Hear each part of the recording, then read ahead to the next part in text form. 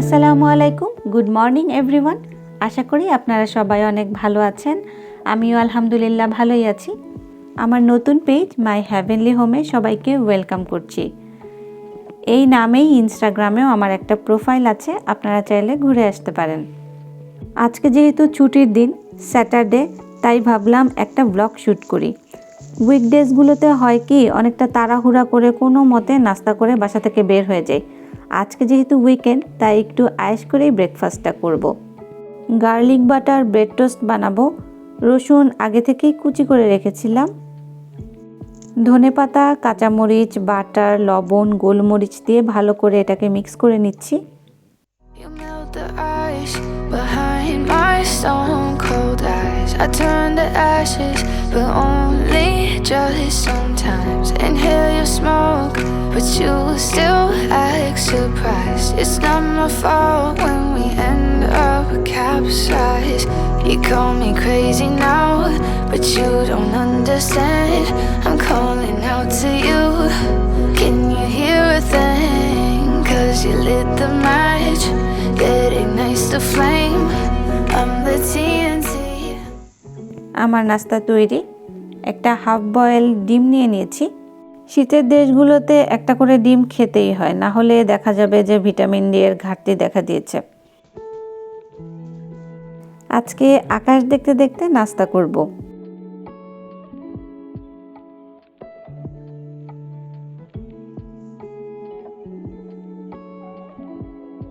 Garlic butter bread toast, ডিম আর green tea আমার আজকের সকালের নাস্তা। এই গ্রিন টিটা কিন্তু খুব মজা। তার চেয়েও বড় কথা হলো বোতলটা দেখতে সুন্দর। প্যাকেজিং কিন্তু অনেক বড় একটা বিষয়।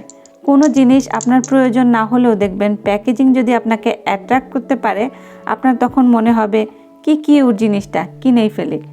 আমার ক্ষেত্রে এই ব্যাপারটা প্রায়ই ঘটে। আপনাদেরও কি এরকম হয়? মান্দারিন, অরেঞ্জ আর হানি ফ্লেভারের গ্রিন টি এটাকে আসলে টি না বলে জুস বললেই আমার মনে হয় ভালো, কারণ এটা খেতে একদম জুসের মতো। নাস্তা করতে করতে খুব দেশের কথা মনে হলো।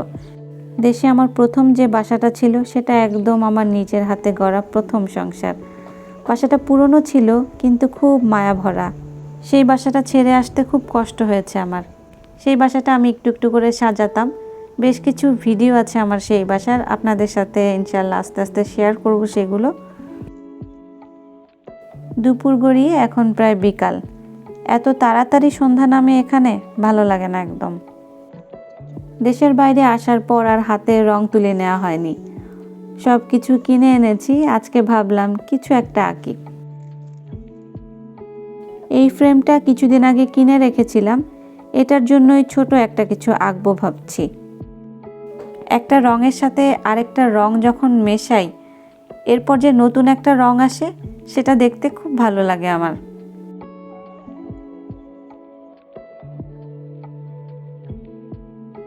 এই যে একদম সন্ধ্যা নেমে গেছে।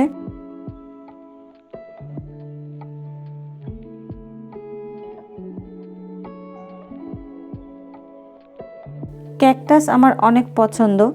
ক্যাকটাসের যে গঠন আকৃতি খুব আর্টিস্টিক লাগে আমার কাছে। কি সুন্দর, পানি না পেয়েও বালির মধ্যে নিজেকে টিকিয়ে রাখে, আবার তাতে সুন্দর ফুলও হয়। এটা আমাকে ভীষণ মুগ্ধ করে। আচ্ছা, আমি ছোটবেলায় একটা পত্রিকা একবার পড়েছিলাম যে কোনো বাসায় যদি ক্যাকটাস থাকে সেটা থাকাটা নাকি অশুভ, আর যদি ঘন্টা থাকে সেই ঘন্টা নাকি শুভ বার্তা নিয়ে আসে। তো এ সম্বন্ধে আপনাদের কারো কিছু কি জানা আছে?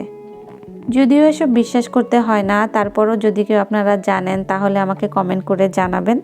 সেই দিনের পর থেকে না আমি আর কখনো এত প্রিয় হওয়ার পরও নতুন কোনো ক্যাকটাস কিনিনি। তারপর থেকে শুধু ছবি আঁকি। অবশেষে আঁকা শেষ হলো, রংটা একটু শুকাক, সকালে দেখা হবে আপনাদের সাথে। এই ফ্রেমটাতে ছবিটা সেট করে নিয়েছি, কেমন হলো? তো এটাই ছিল আমার আজকের ভ্লগ। আশা করি আপনাদের ভালো লাগবে। ভালো লাগলে আমার সাথেই থাকবেন। ভালো থাকবেন সবাই। আল্লাহ হাফেজ।